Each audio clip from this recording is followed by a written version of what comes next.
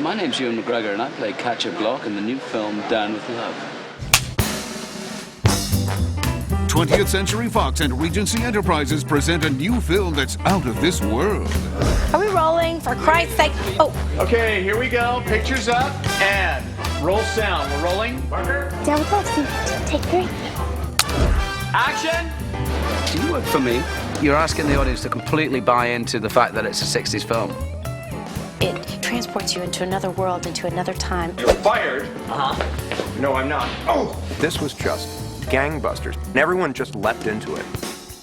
Everything about it is just alive and vibrant. It's like that's what movies are for. Get ready for romance, sex, and a swinging good time in the making of Down with Love. Taking its cues from the popular bedroom comedies of the early 60s, the film stars Renee Zellweger, Ewan McGregor, David Hyde Pierce, and Sarah Paulson in a hilariously hip romantic romp. It takes its cues from these old early 60s Doris Day Rock Hudson movies, but it was a really, really stylized story. I just popped by for a little sex a la carte. Uh-oh. One thing that people get out of Down with Love is that in addition to being hilariously funny, Catcher Block on Barbara Novak, penetrating the myth. We'll have to sell it in a brown wrapper. it also just feels so completely fresh. As much as it's an homage to the Rock Hudson Doris Day comedies, the overall impression when you see it, I think, is going to be, I've never seen a movie like this before. We've tumbled headlong into the early 60s. Crazy!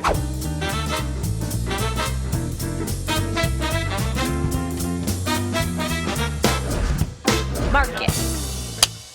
In the story of Down with Love, Renee Zellweger plays Barbara Novak, who writes a book called Down with Love. Here's to Bannerhouse's new #1 author. Her new book is Down with Love, a how-to manual for women who find themselves distracted by love. And it's all in my book. Down with Love, not sex. Ewan McGregor plays Catcher Block, who is No Magazine's Pulitzer Prize-winning journalist. He's so suave and slick, you know. James Bond without the espionage. Easy, baby. Careful you don't fall out.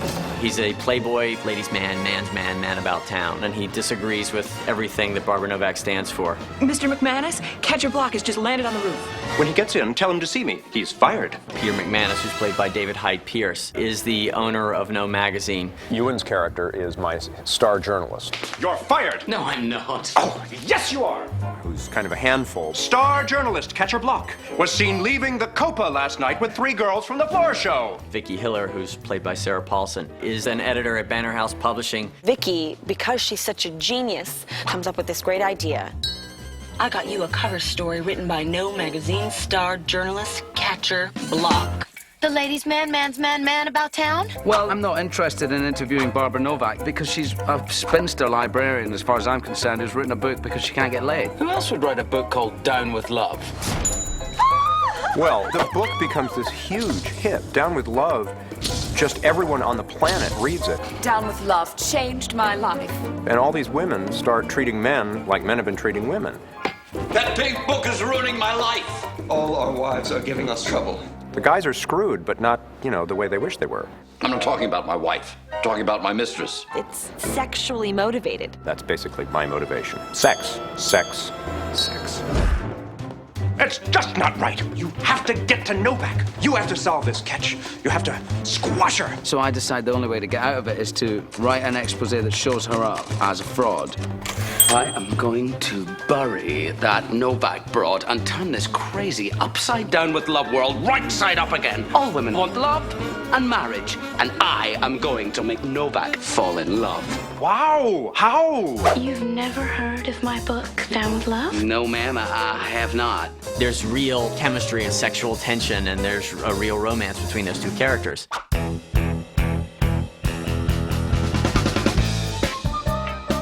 In Down with Love, you're going to be transported back to a very colorful time, the 60s, with all the fashions and all the design and all the bachelor pads. We shot on 4 stages, and Andrew Laws, the production designer, built 55 sets, large and small. I'd pretty much say this is the dream job because it's my favorite period in architecture, but pushed to a level of a little bit more theatrical. We see these sound stages where these magnificent sets, you know, beautifully designed, sort of born out of the 60s, but still very unique designs, things you've never seen before.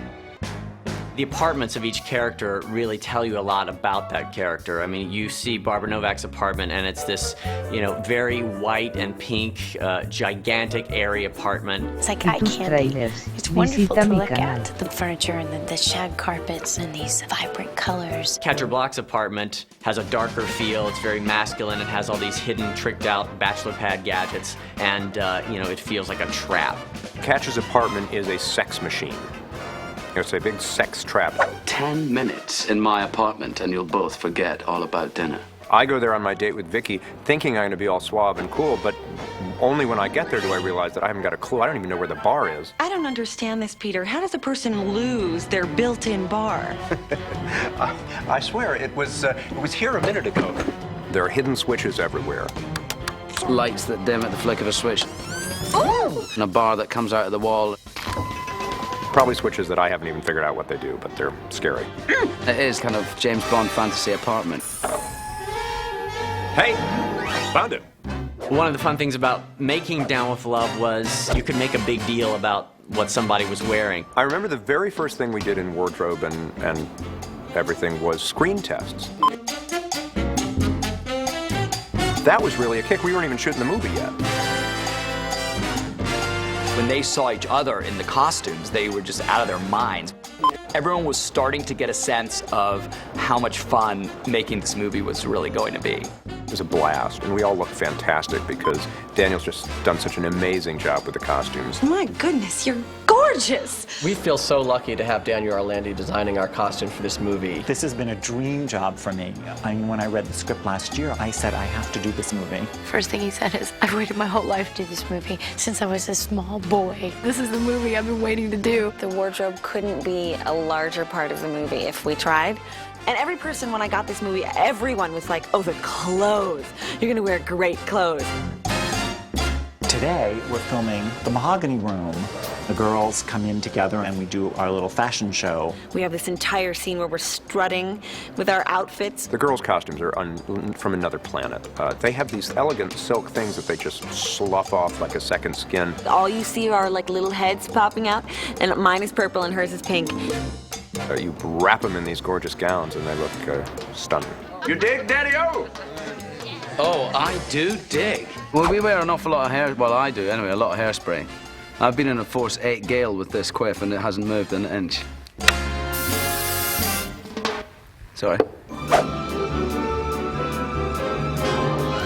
The movie sort of bumps up against being a musical a few times. It has that sort of buoyancy to it where you almost feel like they could break out in song. It's incredibly romantic. There's a music to the language of these movies, and I think everyone has been able to capture that. I know Mark Shaman's doing the music, and he's a genius.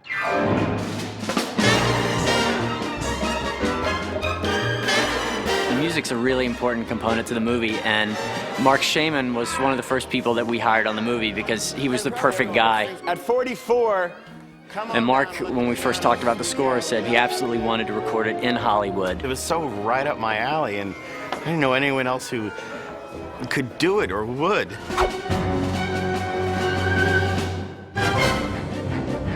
I've been waiting for this movie to come along my whole life to score it, because this is the kind of music I've always wanted to in writing for movies. And that's fantastic, because they really have captured it. He's the only guy I could think of who could do it.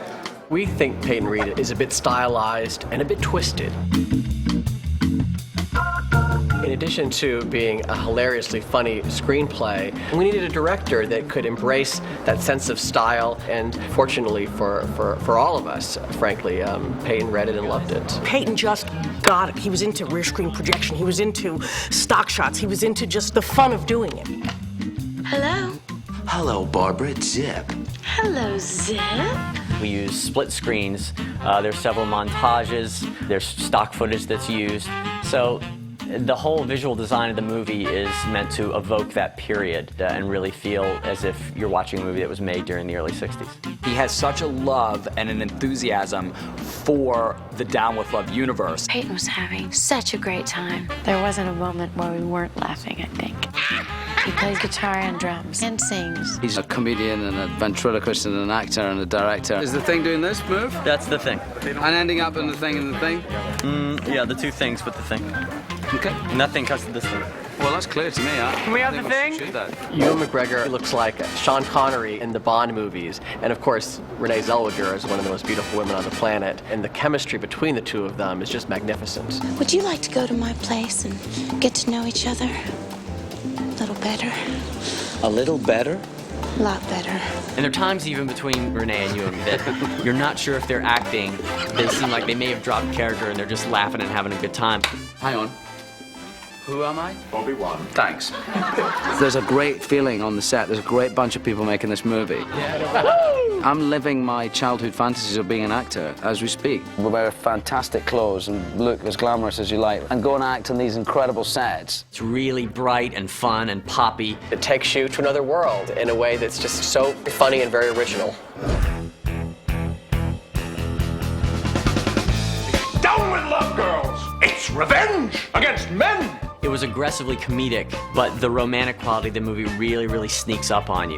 You have an eyelash. Make a wish. You want to be transported, and this movie is beyond transporting. It'll shoot you right to the moon. You've got it bad, and that is not good. You don't actually know what to expect with it.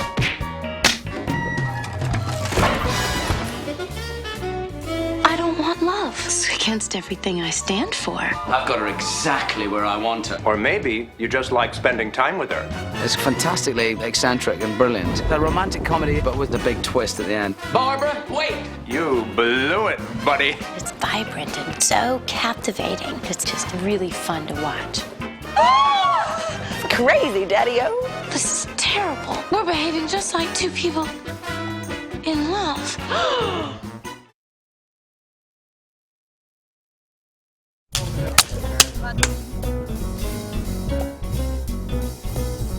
The New York City we see throughout the movie is the Universal backlot enhanced with some matte paintings. It's basically New York City in the 60s as seen through a Hollywood movie of that period. I'm a digital matte artist, otherwise known as a digital matte painter. Basically, we're going to add digital environments to the show. We're going to extend the street so that it looks like a long straight road because New York is set on a very strict grid. And we're going to add probably a few, tall buildings in there so it looks like we're not on the back lot here at Universal. We're downtown New York in 1963. This is Grand Central Station behind us. We're doing some shots here with all these period cars and cabs, and you can see the extras are dressed up. And once we get the shot here on the back lot, Matte World will take the elements and create a digital matte. The camera will tilt down the front of an entirely CG Pan Am building and onto an entirely CG Grand Central Station, and then finally land on the plate we shot on the back lot with period cars and people. And we do various angles like that here where green screen is replaced by digital mats for the opening sequence where Barbara catches a cab. In Down with Love, the characters are riding in taxi cabs, and behind them you see these backgrounds that are fake. We got actual period footage from the 60s. And it was important to find a line of how fake we could push it and how real we wanted to make it. Men. They want us to fail. Originally, I wanted to shoot this scene using rear screen projection the way they would have done it in the late 50s or early 60s. And we actually met with a company who does rear screen, and I think had actually done Pillow Talk in 1959. But ultimately, we decided that wasn't going to give us the control we wanted, so we shot green screen and tried to make it look like rear screen. The footage you see behind the girls here is from a Doris Day movie, That Touch of Mink. And on Sarah's side here, which is also David Hyde Pierce's side, this is from My Man Godfrey. So we found all this footage, and Asylum composited it. They had to steady some of the shots and adjust some of the angles. And then they created this really nice effect where it appears you're looking through glass. And I think ultimately the effect is really nice. It's a nice level of reality versus fakeness. That was always the issue with this movie in creating New York, especially in this end sequence here. Matte World created a skyline of Manhattan. It's entirely CG, but it's got a nice photorealistic quality to it. So that was always the trick, finding the tone.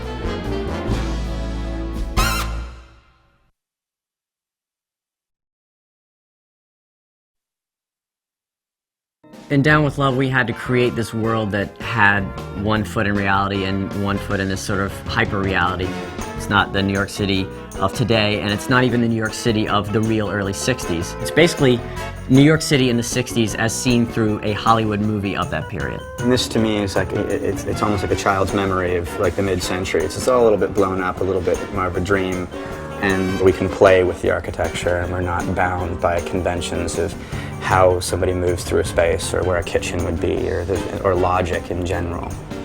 We are shooting film on 4 stages. We've got 55 sets and we're designing from the ground up almost everything. Some of these sets were big 4-wall sets, some were 3-wall sets, some were 2, and I think we actually had a 1-wall set. The key was to have the feel that it was made during the period. It was, as well as being set in 1963, it's meant to look as though it was shot in 1963. The way we made the movie reflected in some ways the way they would have made the movie back then. The apartments and the office buildings that the characters inhabit are really large, the way that sets were built in the 50s.